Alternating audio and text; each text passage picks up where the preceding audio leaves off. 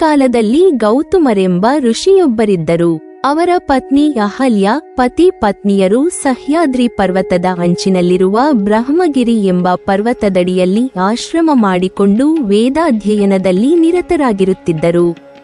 ಹೀಗಿರುತ್ತಿರಲು ಒಮ್ಮೆ ಅವರ ಆಶ್ರಮದ ವನಕ್ಕೆ ಬಂದು ತುಳಿತದಿಂದ ಹಾಳು ಮಾಡುತ್ತಿರುವ ಆಕಳೊಂದನ್ನು ಹೊಡೆದೋಡಿಸಲು ದರ್ಭೆಯಿಂದ ಆಕಳನ್ನು ಹೊಡೆದ ನಿಮಿತ್ತ ಅದು ಸತ್ತು ಬಿದ್ದಿತು.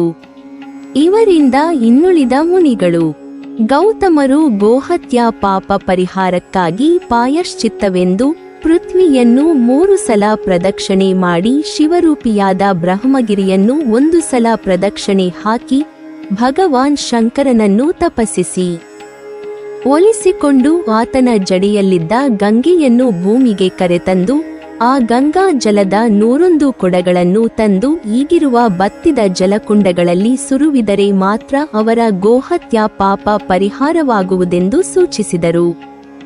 ಆ ಪ್ರಕಾರ ಗೌತಮರು ತಪಸ್ಸು ಮಾಡಿ ಶಂಕರನನ್ನು ಒಲಿಸಿಕೊಂಡು ಗಂಗೆಯನ್ನು ತಮ್ಮ ಜೊತೆಗೆ ಕಳಿಸಿಕೊಡಲು ಭಿನ್ನವಿಸಿದರು. ಆಗ ಶಿವನು ತನ್ನ ಜಡೆಯಲ್ಲಿರುವ ಗಂಗೆಗೆ ಇಳಿದು ಹೋಗೆಂದು ಸೂಚಿಸಿದರೂ ಅವಳು ನಿರಾಕರಿಸಿದ್ದರಿಂದ ಶಿವನು ಶಿಟ್ಟಿನಿಂದ ತನ್ನ ಜಡೆಯಿಂದ 1 ಕೂದಲೆಳೆಯನ್ನು ಕಿತ್ತೊಗೆಯಲು ಗಂಗೆ ಅಲ್ಲಿಂದ ಸೀಳುದಾರಿಯಿಂದ ಕೆಳಗಿಳಿಯಬೇಕಾಯಿತು. ಆದರೆ ತಾನು ಬ್ರಹ್ಮಗಿರಿಯಲ್ಲಿ ಬಂದು ನಿಲ್ಲುವವಳೇ ವಿನಃ ಭೂಮಿಗೆ ಬರಲಾರೆನೆಂದು ಹಠಹಿಡಿದಳು. ಆಗಲೆಂದು ಗೌತಮರು ಒಪ್ಪಿಕೊಂಡರು. ಗಂಗೆ ಬ್ರಹ್ಮಗಿರಿಗೆ ಬಂದ ನಂತರ ಇನ್ನುಳಿದ ದೇವತೆಗಳು ಬ್ರಹ್ಮಗಿರಿಯ ಪರಿಸರದಲ್ಲಿಯೇ ಬಂದು ಇರಲೆಂದು ಆಗ್ರಹಿಸಿದಳು. ಅವಳ ಅಪೇಕ್ಷೆಯಂತೆ ಬೃಹಸ್ಪತಿಯು ಸಿಂಹರಾಶಿಯಲ್ಲಿ ಬಂದ ಸಮಯದಲ್ಲಿ ಅವರೆಲ್ಲರೂ ಬಂದು ನೆಲೆಸುವ ಅಭಯವಿತ್ತರು. ಆದ್ದರಿಂದ ಗುರು ಸಿಂಹರಾಶಿಯಲ್ಲಿ ಸಂಚರಿಸುವವರೆಗೆ ಬ್ರಹ್ಮಗಿರಿಯಲ್ಲಿ ಎಲ್ಲ ದೇವತೆಗಳು, ಸಕಲ ತೀರ್ಥಗಳು, ಭಾಗೀರಥಿ ನದಿ ಮೊದಲಾದ ನದಿಗಳು ಬಂದು ಕೂಡುವವು. ಆ ಪ್ರಕಾರ ಶಿವನು ಈ ಬ್ರಹ್ಮಗಿರಿಯಲ್ಲಿ ಬಂದು ತ್ರಿಯಂಬಕನೆಂಬ ಹೆಸರಿನಿಂದ ಲಿಂಗರೂಪದಲ್ಲಿ ಜ್ಯೋತಿರ್ಮಯನಾಗಿ ಶಾಶ್ವತವಾಗಿ ನಿಂತನಂತೆ. ಅದಕ್ಕೆ ಈ ಲಿಂಗವನ್ನು ತ್ರಿಯಂಬಕೇಶ್ವರ ಲಿಂಗವೆಂದು ಕರೆದಿರುವರು. ಗಂಗೆಯನ್ನು ಕರೆತಂದು ಬ್ರಹ್ಮಗಿರಿಯಲ್ಲಿ ಬಿಟ್ಟ ಪ್ರಯುಕ್ತ ಅಲ್ಲಿ ಅವಳು ಗುಪ್ತಗಾಮಿನಿಯಾದಳು. ಗೌತಮರು ಕರೆತಂದ ನಿಮಿತ್ತ ಗೌತಮಿ ಎಂದು ಹೆಸರು ಹೊತ್ತಳು.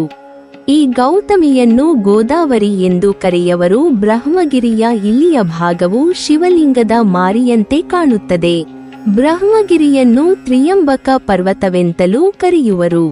ಈ ಶಿವಲಿಂಗ ಮಾದರಿಯ ಬ್ರಹ್ಮಗಿರಿಯ ತುದಿಯಲ್ಲಿ ಪವಿತ್ರ ಗೌತಮಿ ಗಂಗಾ ಉಗಮಸ್ಥಾನ.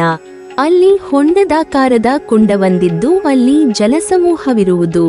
ತ್ರಿಂಬಕೇಶ್ವರ ಮಂದಿರದಿಂದ ಪಾವಟೆಗಳಿದ್ದು ಬಹು ಎತ್ತರಕ್ಕೆ ಏರಿದರೆ ತುದಿಯಲ್ಲಿ ಈ ಕುಂಡವು ಕಾಣುವುದು. ಗೋವಂದರೆ ಆಕಳು, ದಾ ಎಂದರೆ ದಾನ ಕೊಡುವವಳು, ಹೀಗಾಗಿ ಗೋದಾವರಿಯಲಾಗಿರುವಳು. ಈ ಗೋದಾವರಿಯ ಉಗಮಸ್ಥಾನವನ್ನು ಗಂಗಾದ್ವಾರವೆಂದು ಕರೆದಿರುವರು. ಇಲ್ಲಿ ಗೋಮುಖದಿಂದ ಬಂದ ಜಲಧಾರೆ ಸತತವಾಗಿ ಹೊಂಡದಲ್ಲಿ ಬೀಳುವುದು. ಅಲ್ಲಿ ಅದು ಗುಪ್ತಗಾಮಿನಿಯಾಗಿ ತ್ರಿಂಬಕೇಶ್ವರನ ಸನ್ನಿಧಿಯಲ್ಲಿ ಹರಿದು ಅನತಿ ದೂರದಲ್ಲಿ ಅಹಲ್ಯ ಎಂಬ ಚಿಕ್ಕ ನದಿಯೊಂದನ್ನು ತನ್ನಲ್ಲಿ ಸಂಗಮಿಸಿಕೊಂಡು ಬರಬರುತ್ತಾ ನಾಸಿಕವೆಂಬ ಕ್ಷೇತ್ರ ನಗರದ ಸನಿಹದಲ್ಲಿ ಪ್ರಕಟಳಾಗಿ ಪ್ರವಹಿಸಿ ಮುಂದೆ ಮುಂದೆ ಸಾಗಿ ಸಾಗರವನ್ನು ಸೇರುವಳು. ಇವಳ ಪುಣ್ಯದಿಂದ ನಾಸಿಕ ನಗರಕ್ಕೂ ಪಾವಿತ್ರ್ಯತೆ ಬಂದಿದೆ. ಬ್ರಹ್ಮಗಿರಿಯ ಪದತಲದಲ್ಲಿ ಹೊಂದಿಕೊಂಡು ತ್ರಿಂಬಕೇಶ್ವರ ದೇವಾಲಯವಿದೆ. ಈ ಮಂದಿರದ ಗರ್ಭಗುಡಿಯಲ್ಲಿರುವ ಶಿವಲಿಂಗದ ಮೇಲೆ ಇನ್ನಿತರ ಕಡೆ ಇರುವಂತೆ ಪಿಂಡವಿಲ್ಲ. ಆ ಸ್ಥಳದಲ್ಲಿ ಒರಳಿನಾಕಾರದ ಒಂದು ತೆಗ್ಗು. ಆ ತೆಗ್ಗಿನಲ್ಲಿ ಅಂಗುಷ್ಟಾಕಾರದ 3 ಲಿಂಗಗಳಿರುವವು. ಬ್ರಹ್ಮ, ವಿಷ್ಣು, ಮಹೇಶ್ವರ ಎಂದು. ಅಂದರೆ ತ್ರಿಯಂಬಿಕೇಶ್ವರ ಈ 3 ಲಿಂಗಗಳಲ್ಲಿ ಮಹೇಶ್ವರನ ಲಿಂಗದ ಮೇಲೆ ಒಂದು ಪಾತ್ರೆಯಿಂದ ಯಾವಾಗಲೂ ಜಲಧಾರೆ ಬೀಳುತ್ತಿರುವುದೊಂದು ನೈಸರ್ಗಿಕ ಅಭಿಷೇಕ. ಈ ಜ್ಯೋತಿರ್ಲಿಂಗದಿಂದ ಯಾವಾಗಲಾದರೊಮ್ಮೆ ಸಿಂಹಗರ್ಜನೆ ತರಹ ಶಬ್ದವು ಹೊರಬರುವುದೆಂದು, ಅಗ್ನಿಜ್ವಾಲೆ ಕಂಡು ಬರುವುದೆಂದು ಹೇಳುವರು. ಆ ಸಮಯದಲ್ಲಿ ಶಿವನು ರುದ್ರನಾಗಿ ಕೋಪವು ಹೊರಬಾರದೆಂಬ ಉದ್ದೇಶದಿಂದ ಭಂಗ ಮಿಶ್ರಿತ ಕ್ಷೀರವನ್ನು ಕೊಡದಿಂದ ಲಿಂಗದ ಮೇಲೆ ಸುರಿದು ರುದ್ರಾಭಿಷೇಕದ ಪಠಣ ಮಾಡುವರು. ಆ ದುಗ್ಗವೆಲ್ಲವೂ ಸೀಳದಲ್ಲಿ ಇಂಗಿ ಹೋಗುವುದು. ಅದು ಬರಿದಾಯಿತೆಂದರೆ ಪ್ರಭು ಶಂಕರನು ಶಾಂತನಾದನೆಂದು ತಿಳಿಯಬೇಕು. ತ್ರಯಂಬಕೇಶ್ವರ ಮಂದಿರವನ್ನು ನಾನಾ ಸಾಹೇಬ ಪೇಶ್ವಾ ಕಟ್ಟಿಸಿದರಂತೆ. ಮಂದಿರವು ಗಟ್ಟಿಮುಟ್ಟಾದ ಕಲ್ಲುಗಳ ಮೇಲೆ ನಿಂತಿದೆ. ಪ್ರಾಂಗಣವು ಸಾಕಷ್ಟು ವಿಶಾಲವಿದ್ದು ಸಮಾಧಾನವನ್ನು ತರುವುದು. ಪೂರ್ವ ದಿಕ್ಕಿನ ಮಹಾದ್ವಾರ ಮತ್ತು ಮಂದಿರ ಕಲಾಕೃತಿಯ ಸಂಕೇತ.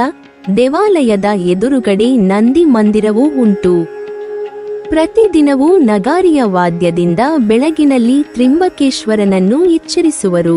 ತ್ರಿಂಬಕೇಶ್ವರನಿಗೆ ನಿತ್ಯ ಪೂಜೆ, ಆರತಿ, ನೈವೇದ್ಯಗಳಲ್ಲದೆ ವಿಶೇಷ ಪ್ರಸಂಗಗಳಲ್ಲಿ ಉತ್ಸವಗಳು ಜರುಗುವವು.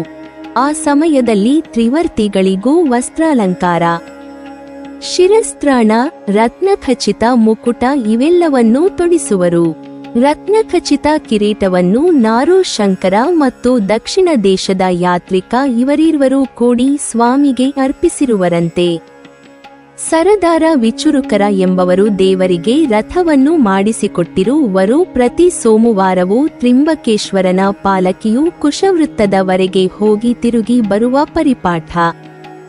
ತ್ರಿಂಬಕೇಶ್ವರನ ಸನಿಹದಲ್ಲಿ ಗೌತಮಿ ಗೋದಾವರಿಗೆ ಅಹಲ್ಯ ಎಂಬ ಚಿಕ್ಕ ನದಿಯೊಂದು ಸಂಗಮಿಸುವುದಷ್ಟೇ. ನಾಗನಾರಾಂಬಳ ಎಂಬ ವಿಶಿಷ್ಟ ವಿಧಿಯೊಂದನ್ನು ಜರುಗಿಸುವರು. ಪೂರ್ವಕಾಲದಲ್ಲಿ ಅತೃಪ್ತ ಆಶೆಯಿಂದಿದ್ದ ಮೂಲಕ ಅದೆಷ್ಟೋ ಜನರಿಗೆ ಸಂತತಿಯನ್ನು ಪಡೆಯುವುದಕ್ಕಾಗಿ ನಿರ್ಬಂಧವಿತ್ತು. ಅದನ್ನು ದೂರೀಕರಿಸಿ ಸಂತತಿಯನ್ನು ಪಡೆಯುವುದಕ್ಕೋಸ್ಕರ ಈ ವಿಧಿಯಿಂದ ಆ ಬಂಧನವನ್ನು ಮುರಿದ ನಂತರ ಅದೆಷ್ಟೋ ಜನರಿಗೆ ಸಂತತಿ ಪ್ರಾಪ್ತವಾಯಿತಂತೆ. ಈ ಬ್ರಹ್ಮಗಿರಿ ಪರ್ವತವನ್ನು 9, 20 ಇಲ್ಲವೇ 31 ಸಲ ಪ್ರದಕ್ಷಿಣೆ ಹಾಕಿದರೆ ಪುಣ್ಯಪ್ರದವೆಂದು ಪ್ರತೀತಿ. ಆದರೆ ಇದು ಅಷ್ಟು ಸುಲಭವಲ್ಲ. ಬಹಳ ಕಷ್ಟದಾಯಕ. ಪ್ರದಕ್ಷಿಣೆಯ ವರಾರ್ಗದುಧ್ಯದಲ್ಲಿ ರಾಮತೀರ್ಥ, ಪ್ರಯಾತೀರ್ಥ, ನೃಸಿಂಹತೀರ್ಥ ಎಂದು ಅನೇಕ ರಮ್ಯ ತೀರ್ಥಗಳಿದ್ದು ಪೇಶ್ವ ಮಹಾರಾಜರು ಅಲ್ಲಲ್ಲಿ ಮರಗಳನ್ನು ನಡೆಸಿ ಅಪೇಕ್ಷಿತರಿಗೆ ಅನುಕೂಲ ಮಾಡಿಕೊಟ್ಟಿರುವರು. ತ್ರಿಂಬಕೇಶ್ವರ ಕ್ಷೇತ್ರವು ಮಹಾರಾಷ್ಟ್ರ ರಾಜ್ಯದ ನಾಸಿಕ ಜಿಲ್ಲೆಯಲ್ಲಿದೆ.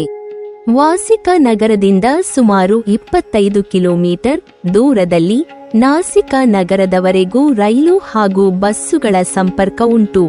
ಮುಂದಿನ ದಾರಿಯನ್ನು ಬಸ್ಸಿನಿಂದಾಗಲಿ ಖಾಸಗಿ ವಾಹನದಿಂದಾಗಲಿ ಕ್ರಮಿಸಲು ಸಾಕಷ್ಟು ಅನುಕೂಲತೆಯುಂಟು. ತ್ರಿಂಬಕೇಶ್ವರ ದೇವಸ್ಥಾನವು ಸಮುದ್ರ ಪಾತಳಿಯಿಂದ ಸುಮಾರು 2500 ಅಡಿ ಎತ್ತರದಲ್ಲಿದೆ. ಇದೊಂದು ನಿಸರ್ಗ ರಮಣೀಯ ಸ್ಥಳ, ತಂಪು ಆಹ್ಲಾದಕರ ಹವೆ, ಪವಿತ್ರ ಸ್ಥಳ. ನೀವಿನ್ನೂ ನಮ್ಮ ಚಾನಲನ್ನು ಸಬ್ಸ್ಕ್ರೈಬ್ ಮಾಡಿಲ್ವಾ? ಹಾಗಾದರೆ ಈ ಕೂಡಲೇ ನಮ್ಮ ಇತಿಹಾಸ ದರ್ಶನ ಚಾನಲನ್ನು ಸಬ್ಸ್ಕ್ರೈಬ್ ಮಾಡಿ ಮತ್ತು ಪಕ್ಕದಲ್ಲಿರುವ ಬೆಲ್ ಐಕಾನ್ ಅನ್ನು ಪ್ರೆಸ್ ಮಾಡಿದರೆ ನಮ್ಮ ಹೊಸ ವಿಡಿಯೋಗಳನ್ನು ನೋಡಬಹುದು.